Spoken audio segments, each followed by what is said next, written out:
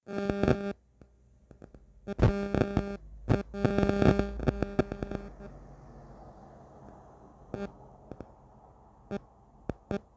magandang umaga po sa inyong lahat mga kaibigan. So andito po tayo ngayon sa ating paboritong tambayan, Along Pasco Avenue, Barangay Santolan, Pasig City. So gaya po ng aking naipangako sa inyo nung nakaraang araw, gagawa po tayo ng discussion about safety bike riding tips. Pero bago po tayo magpatuloy, shout out muna sa ating mga kaibigan, kababayan dyan sa Ilocos Norte. Imbag na bigat yung amin apo. Sapay kumatada kay tinasaya at nga kasasaad, lalo na po sa aking hometown dyan sa Pasukin, sa aking mga kamag-anak at sa aking mga bats sa Ilocos Norte Agricultural College batch 1996, sa aking masugid na follower, ang aking batchmate na si Willie Pasco. Ganon din binabati ko ang aking mga biyanan na nasa City Hor. Sana po nasa mabuti po kayong kalagayan.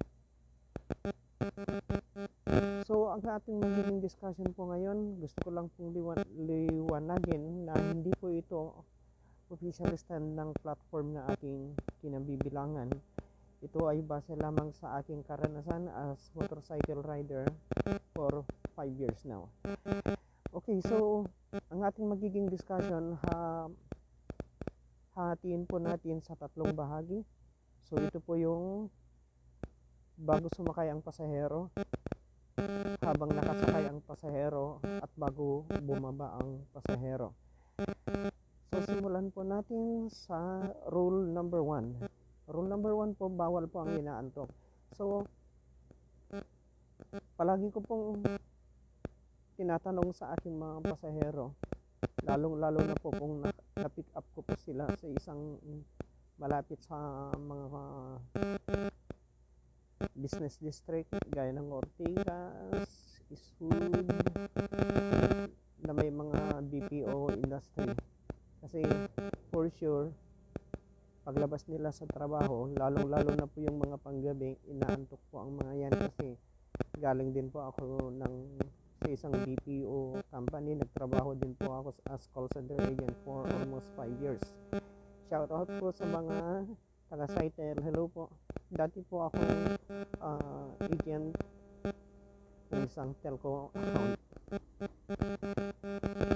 Okay, so paglabas sa trabaho ng ating mga kasama, kaibigan dyan sa mga BPO company, inaantok po talaga ang mayan. So, lagi ko pong tinatanong sa kanila kung kaya ba nilang i-manage yung antok nila. Kung short distance lang naman yung pupuntahan nila, igagapang ko talaga yan na ihatid silang ligtas sa kanilang paroroonan. Pero, kung long distance, halimbawa 10 kilometers ang layo ng kanilang pupuntahan, ina-advise ko po sa kanila na mag-regular taxi na lang, o kaya naman ay mag-commute para mas maging safe sila sa kanilang pag-travel pabalik sa kanilang mga pamilya. Ngayon, kung ipipilit po nila, doble ingat na lang sa amin as support namin ng mga rider para may atid namin silang ligtas sa kanilang paroroonan. Rule number 2, bawal po ang nakainom. So, may mga naging mga pasahero na rin ako na na-pick up ko bandang Burgos dyan sa Makati at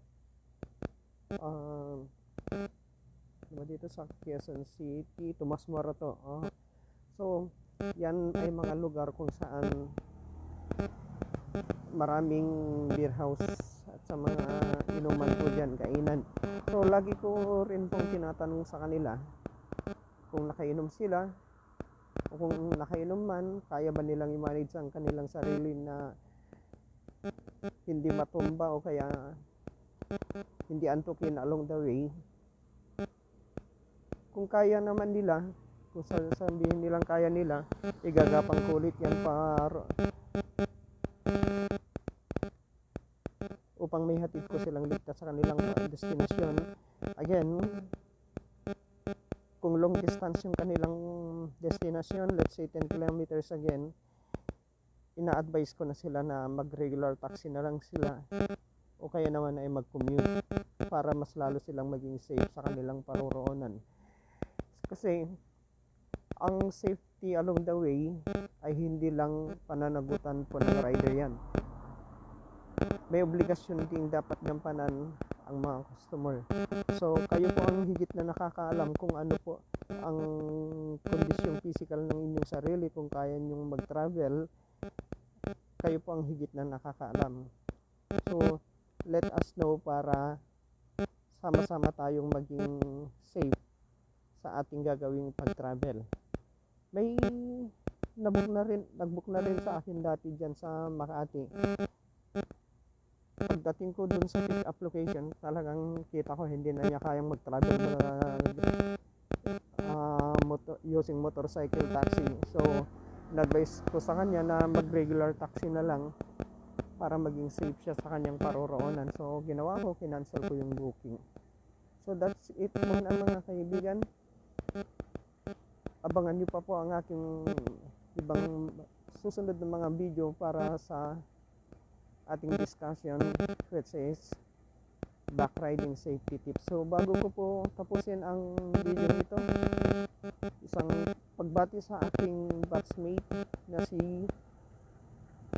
hindi ko na lang babanggitin ang kanyang buong pangalan. Ang initial niya ay AA. Batch ko siya ng high school 1996, Ilocos Norte Agricultural College, dyan sa Pasutin, Ilocos Norte. Thank you po, bye bye.